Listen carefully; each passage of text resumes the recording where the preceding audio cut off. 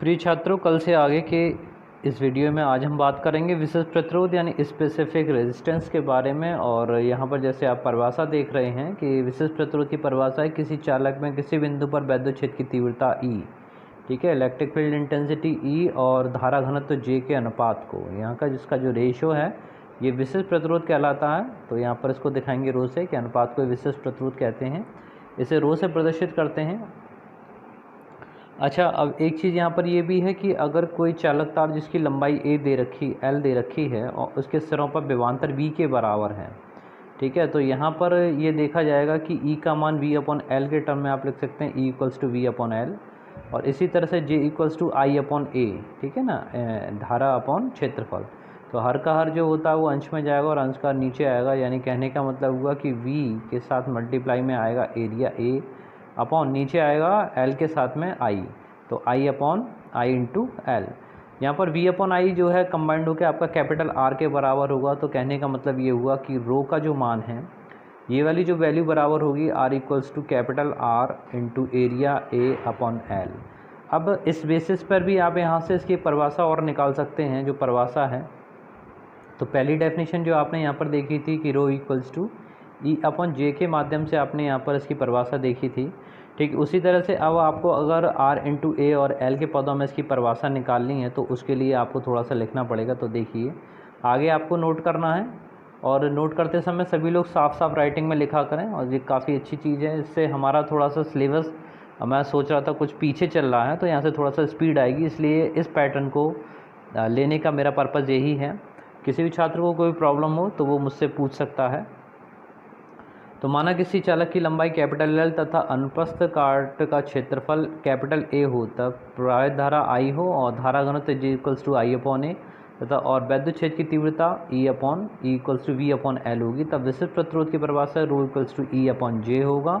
अथवा यहाँ पर आपने जो मैंने भी आपको समझा उस तरह से आपने वैल्यू प्लेस की है, परंतु V/I दिस = कैपिटल R के बराबर है, तो वहाँ से आपने उसका मान लगा दिया, ठीक है। अब जरा मात्रक पे फोकस कर लीजिए। तो यहाँ से जो मात्रक इसका मिलेगा फॉर्मूले से, R का मात्रक आपका बनेगा ओम, और एरिया क्योंकि ऊपर साथ में है तो यहाँ पर इसका बनेगा मीटर स्क्वायर, और अपॉन में लंबाई दे रखी है तो इसके लिए मीटर।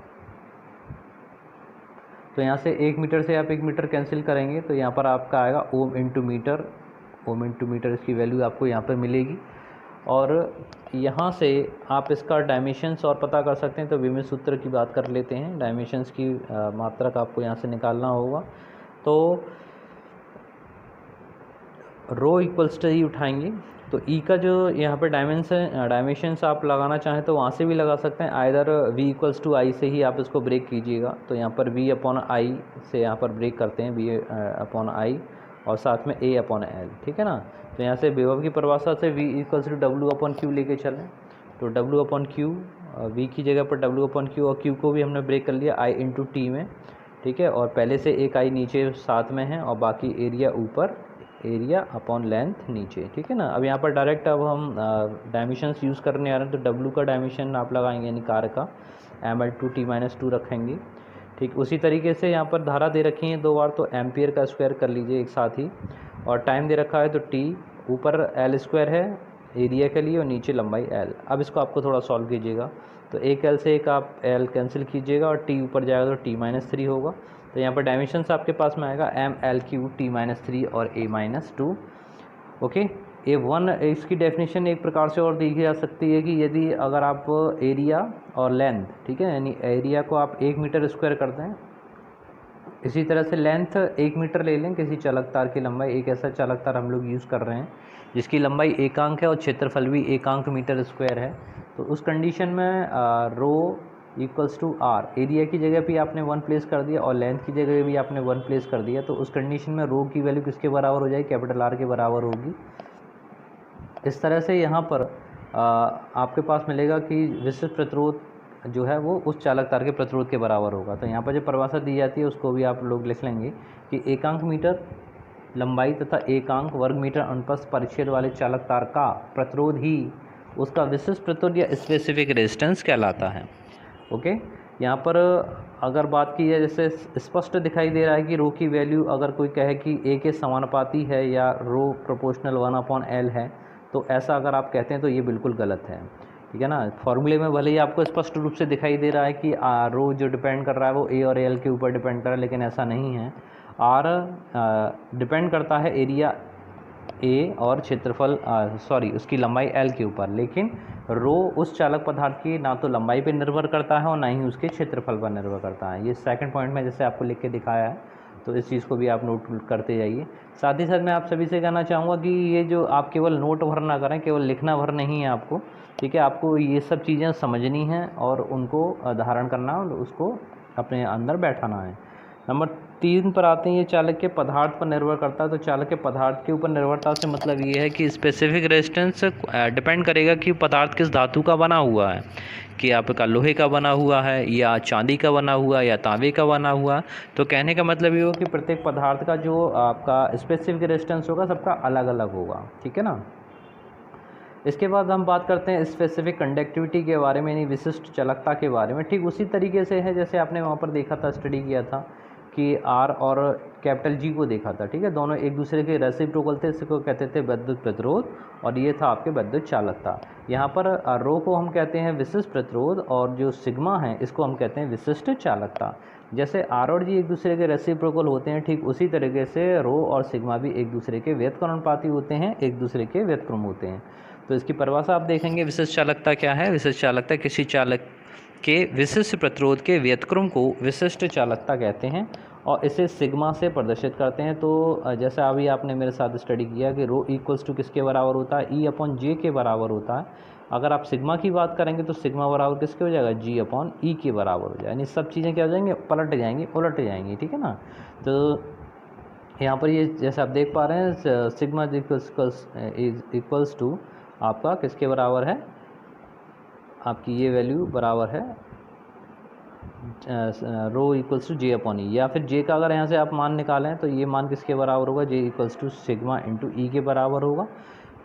ओके, यहाँ पर उसको केवल लिख दिया उसके रूप में, तो खासा परेशान ना होइएगा। और इसकी अगर मात्रक की बात करें तो मात्रक जैसे विशिष्ट प्रतिरोध का मात्रक ओम इंटू मीटर मिला था, ओम इंटू मीटर, मात्रक की बात रह गई थी शायद, ठीक है ना। तो मात्रक इसका होगा ओम इंटू मीटर, क्योंकि आपके पास जो फार्मूला आया था R equals to capital R into A upon L.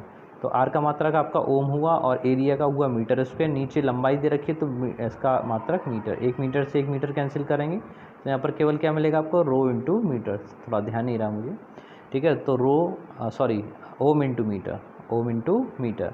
यहाँ पर अगर हम बात करें सिग्मा के बारे में, विशिष्ट चालकता के बारे में, तो अब आप बस इन्वर्स लगा के लिख दीजिएगा, तो ओम इन्वर्स या और मीटर इन्वर्स, ठीक है, मीटर इन्वर्स, या फिर महो भी कह सकते हैं, महो इंटू मीटर इन्वर्स विशिष्ट चालकता का मात्रक प्रयोग किया जाएगा।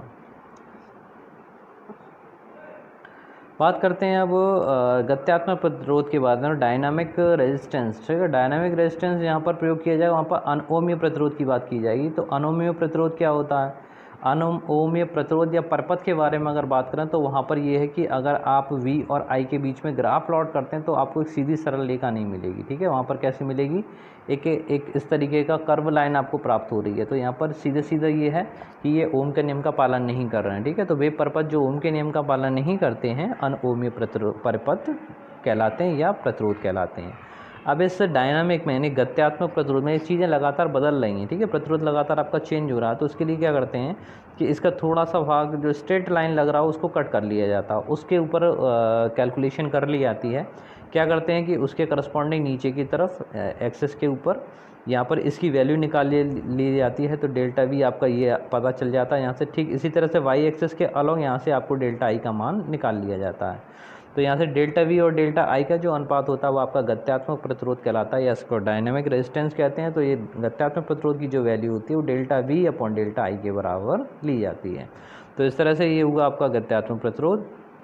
मात्रक आपका वही रहता है, ठीक है, ओम रहेगा या वोल्ट पर सेकंड, ठीक है। वोल्ट पर second delta we upon delta आई लिया है तो वोल्ट पर एम्पियर, वोल्ट पर एम्पियर, ठीक है। तो आई टी जैसा लग रहा था, टी ना लिखिएगा, आई के बराबर है, फिर से मैं लिख देता हूँ।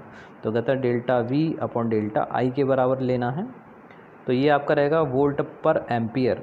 ओके, डायमेंशंस वही होंगे जो प्रतिरोध के होते हैं, कोई चेंज नहीं है। नोट में देख लेते हैं, ताप के बढ़ने से प्रतिरोध कैपिटल आर का मान बढ़ता था तब विद्युत चालकता कम हो जाती है। ध्यान रखें, प्रतिरोध आर का मान बढ़ जाता है, विद्युत चालकता कम हो जाती है। आपने देखा होगा गर्मियों में लाइट का थोड़ा सा कम आना, ठीक है, उसकी वोल्टेज में कमी होने का मतलब यही है कि उसका प्रतिरोध क्या हो रहा है, तारों का बढ़ रहा है, टेम्परेचर से गर्म हो रहे हैं तार और उसमें उसकी विद्युत चालकता कम हो जाती है। नेक्स्ट पॉइंट आता है आपका विद्युत ऊर्जा तथा शक्ति के बारे में, ठीक है, तो इसके ऊपर बात करते हैं। आज के इस वीडियो में यहीं तक रखेंगे, तो इस टॉपिक को और कंप्लीट करते हैं। तो जब किसी तार के सिरों को बैटरी से कनेक्ट यानी जोड़ते हैं तब तार में मुक्त इलेक्ट्रॉन अपवाह वेग यानी वही ड्रिफ्ट वेलोसिटी से चलने लगते हैं। ये इलेक्ट्रॉन तार के धनायनों से बार बार टकराते हैं, जिससे बैटरी से ली गई ऊर्जा क्षय होती रहती है, ख़त्म होती रहती है, लॉस होता रहता है। यह ऊर्जा मुक्त इलेक्ट्रॉनों द्वारा तार के आयनों को दे दी जाती है, जिससे तार का ताप बढ़ जाता है और बैटरी से ली गई ऊर्जा जो है वो ऊष्मा में कन्वर्ट हो जाती है, यानी उसमें बदल जाती है। इसी कारण देखते हैं कि जितने विद्युत ऑपरेटर्स वगैरह हैं ये सब लगातार प्रयोग करते रहने पर क्या होता है, ये गर्म हो जाते हैं, ठीक है। तो उनके हीटिंग इफेक्ट का कारण यही है कि एक बहुत बड़ी ऊर्जा का मान इनके ऊष्मा के रूप में क्या होता है, क्षय होता रहता है, ख़त्म होता रहता है। तो यहाँ पर ये था विद्युत ऊर्जा और शक्ति के बारे में, ठीक है। तो इन सब के बड़े अच्छे से नोट्स बनाइए, साफ साफ राइटिंग में कंप्लीट कीजिए, ठीक है। फिर मिलते हैं नए वीडियो के साथ में, तब तक के लिए जय हिंद, जय भारत, धन्यवाद।